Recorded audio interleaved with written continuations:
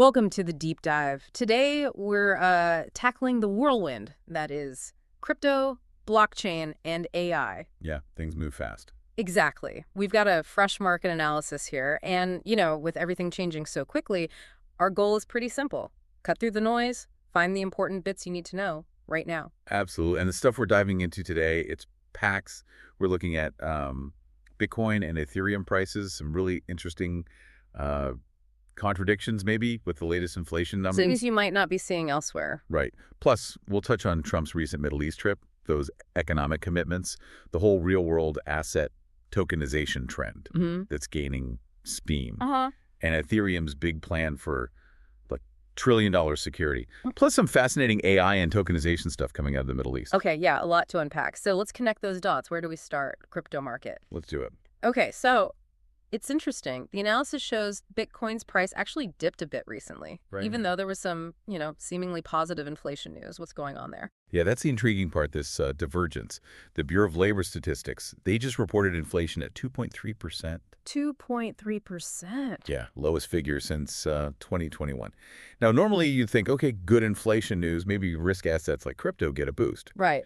But we saw a slight pullback in Bitcoin instead. Well, it's curious. Yeah, and the source contrasts that with the Biden administration mentioning inflation hit, a 40-year high then? It did, yeah. And it also points out that mainstream media seemed really focused on, a gift from Qatar to the U.S. government, less on this potentially big inflation news. Makes you wonder what's really driving sentiment short term. Is it something else? That's a key question. Maybe it's shorter term factors, institutional plays, technical charts, that kind of thing might be outweighing the immediate macro news flash. Or a lag. Be a lag too, yeah. Yeah. The full impact doesn't always hit instantly. And the source also mentions those big economic commitments Trump apparently secured in the Middle East. The $1 trillion from Qatar. Yeah, 1.2 trillion from Qatar, 600 billion from Saudi Arabia.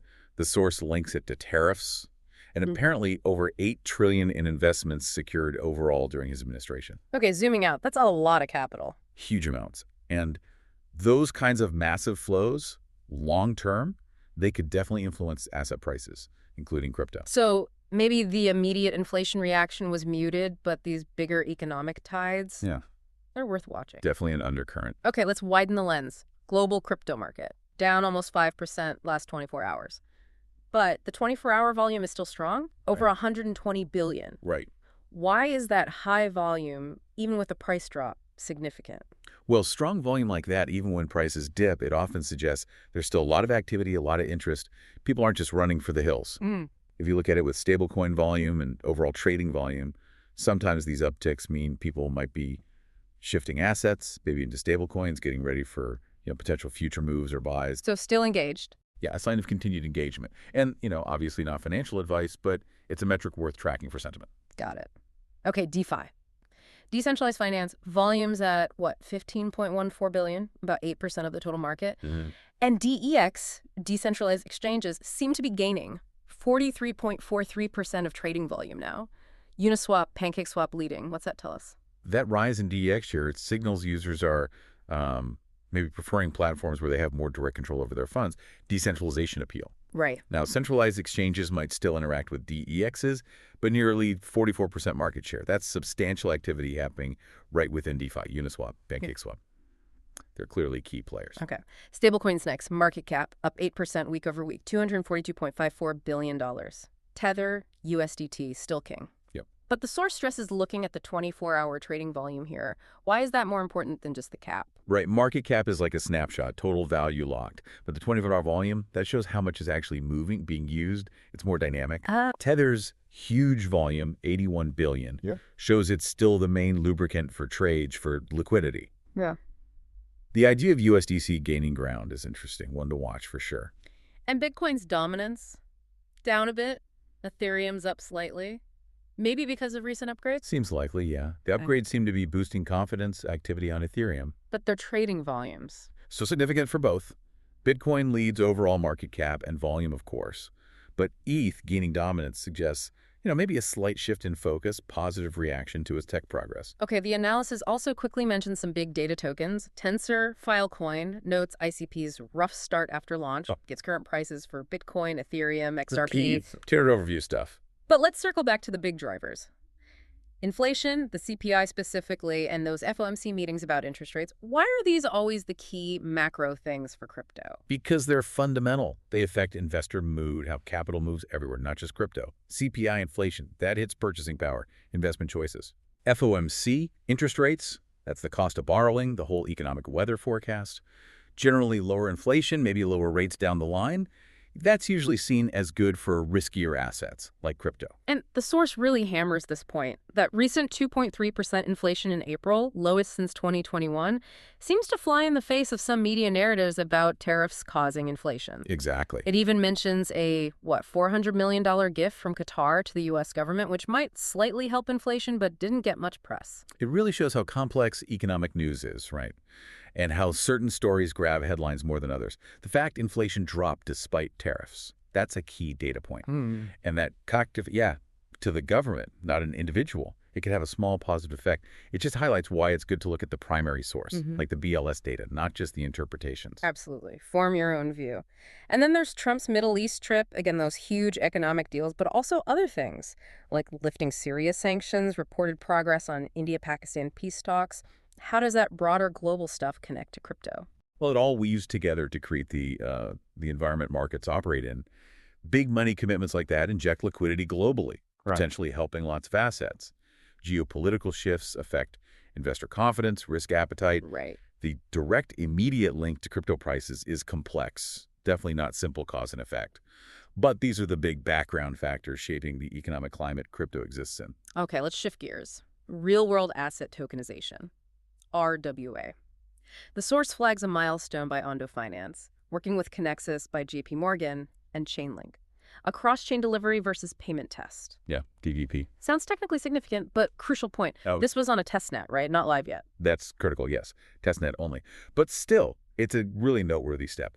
It showed the potential for securely tokenizing real assets and moving them across chains, bridging old finance and new DeFi worlds. The implications for better security, less counterparty risk, smoother liquidity. They're pretty big. So, not quite ready for prime time, but it points to a future where maybe government bonds, real estate could live more easily on-chain, transforming institutional trading. Potentially, yes. Yeah. But the source also raises the tricky questions. KYC, AML, know your customer, anti-money laundering. How do you handle that on open blockchains versus permissioned ones?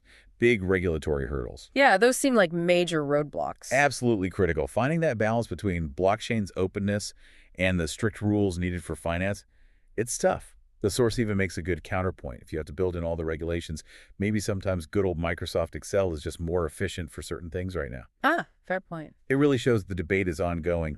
We need clever solutions for these regulatory knots in the tokenization space. Okay, now, Ethereum's massive security initiative. $1 trillion security sounds ambitious. What's the main goal? The core idea is to seriously ramp up Ethereum security across the board. Get it to a point where everyone, users, institutions, maybe even governments, feels really comfortable storing and moving trillions of dollars worth of value on it. Scaling trust, not just transactions. Exactly. Scaling trust and reliability. And it's broken down into 3 phases. Mapping, executing, communicating. Let's start with mapping. What's that involve? Mapping is basically a massive security audit and risk assessment, looking at everything, all layers of Ethereum, identifying strength, but also potential weaknesses, attack vectors. The foundation's getting input from the whole community. Then it'll put together a big report covering, well, everything. User experience, security, wallets, smart contracts, developer tools, infrastructure like consensus risks, staking centralization, cloud issues, even internet stuff like D-Days attacks and censorship risks. Wow, that is comprehensive. So once they have this map, what's the executing phase? Executing is putting the map into action, working with all the different teams in the Ethereum ecosystem to fix any immediate problems found, and also directing investment into longer-term research and development to build even stronger security foundations. Makes sense. And then communicating. How does talking about it help security? The communication builds trust. It's about making how Ethereum security actually works more understandable for everyone, from regular users to big institutions. Right. Being transparent helps people make informed decisions, lets them compare Ethereum's security to other systems, whether blockchain or traditional. Openness fosters confidence. The source names the leads, Frederick Cervantes, Josh Talk, respected advisors involved too. It notes, okay, this might not pump the ETH price tomorrow. Probably not, no. But the long-term implications for Ethereum as that world computer, they could be huge. Seems like a deep investment in resilience. Precisely. It's a long-term strategic play, solidifying Ethereum as that core infrastructure, aiming for trillion-dollar security. That's positioning for massive future use cases, wider adoption down the road. Okay, switching tracks again. Sure. A new ETF, VanEck On-Chain Economy ETF, ticker NODE. Actively managed, focused on companies in the digital asset space. What's the idea here? Node is basically a way to invest in the growth of the whole digital asset economy, but through stocks. Mm-hmm. Companies doing crypto mining, running exchanges, fintech stuff related to digital assets. Mm-hmm. Because it's actively managed, it offers a potentially different risk level than just holding crypto directly. They can shift holdings based on the market. It sits alongside VanEck's other digital asset ETF, giving investors choices. And the source thinks focusing on mining and exchanges is particularly interesting. Seems like a way for people hesitant about holding crypto directly to get some exposure. That's a big part of the appeal, yeah. It's a regulated, familiar investment vehicle, stock-based ETF. For those maybe not ready to dive into holding coins themselves, it offers a way in, potentially less volatile, more diversified across the infrastructure players. Got it. Okay, finally, let's look at the Middle East. Some really interesting things happening there. First, Saudi Arabia and AI. A massive $5 billion investment. AWS and a new company, Humanity, backed by the Crown Prince. Yeah, $5 billion is a very significant number. It really signals Saudi Arabia's ambition to be a major AI hub. They're setting up a new AWS A-Zone there, launching 2026, with high-end infrastructure for AI training and running models. Using AWS tools like SageMaker, Bedrock. Right, focusing on generative AI. Yeah. And this Humanity company will build AI solutions for government use, especially focusing on Arabic language models and key sectors like healthcare, education, energy. Plus an AWS AI Innovation Center and training 100,000 Saudis in AI and cloud skills. That sounds like a really thorough strategy. It's definitely comprehensive. Infrastructure, talent, specific applications. They're building a whole ecosystem. The Crown Prince's involvement and the positive view from President Trump mentioned in the source just underlines the strategic push here. Okay, then we have something quite different. Tokenizing olive trees in Dubai.